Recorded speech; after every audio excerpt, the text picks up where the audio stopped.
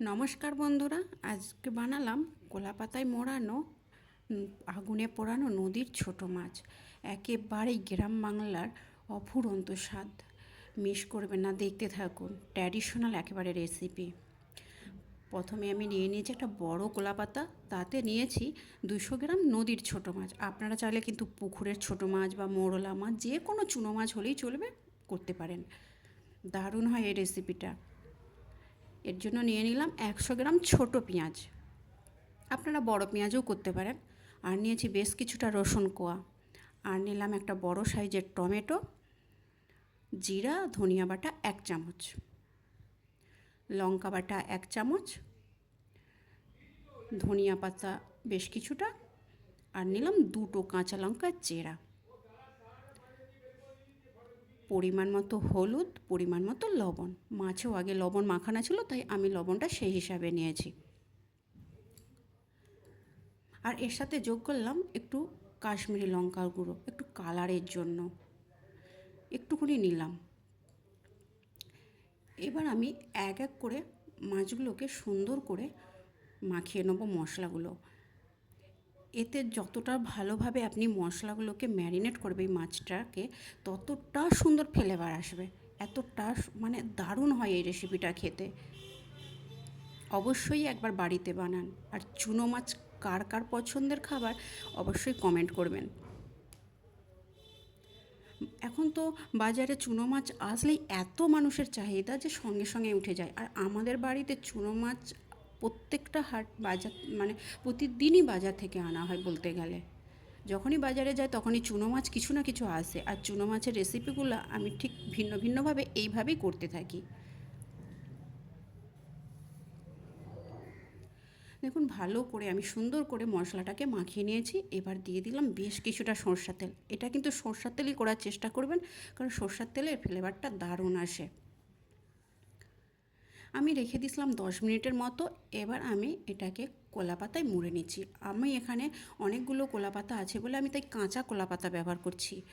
ছিঁড়ে গেলেও আমি অন্য কলা পাতা এটাকে ভালো করে কভার করতে পারবো। কিন্তু আপনারা অবশ্যই, যদি কম কলা পাতা থাকে, আপনারা কলা পাতাটাকে সেঁকে নেবেন, বা একটা দুটো কলা পাতার মোড়ন দিয়ে ফয়েল পেপারও ব্যবহার করতে পারেন। কিন্তু যতটা পারবেন কলা পাতাই করার চেষ্টা করবেন।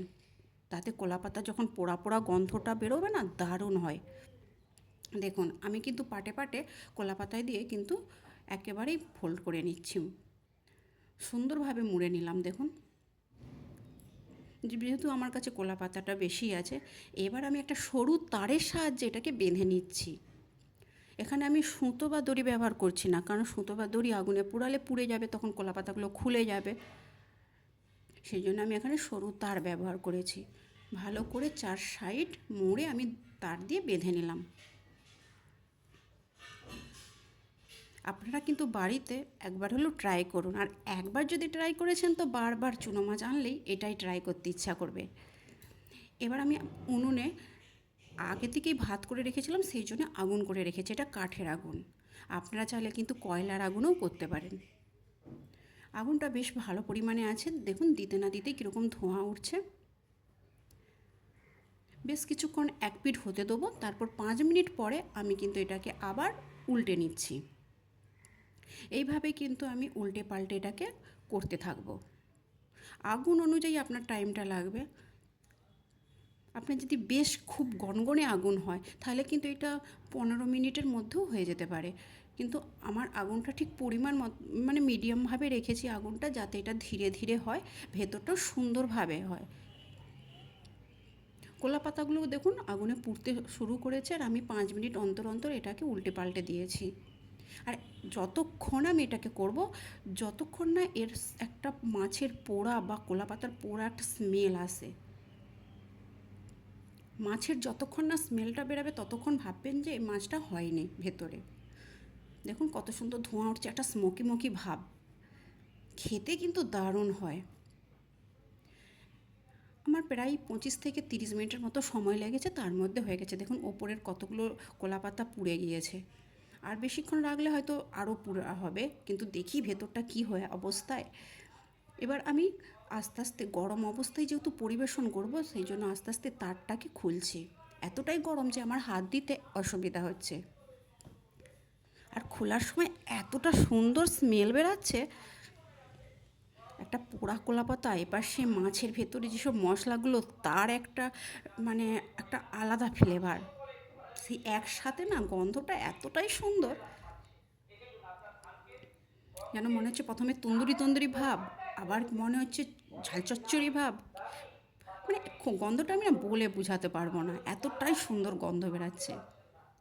আমি সব ওপরের পোড়া পাতাগুলোকে পরিষ্কার করে নিয়েছি। এবার একটা ভালো থালায় এটাকে আস্তে আস্তে খোলার চেষ্টা করছি। দেখুন শুধু এর ভেতরটায় কী থাকে। এতটা গরম লাগছে, আমি তাই আস্তে আস্তে খুলছি। দেখুন কতটা এখনও ধোঁয়া বেরাচ্ছে।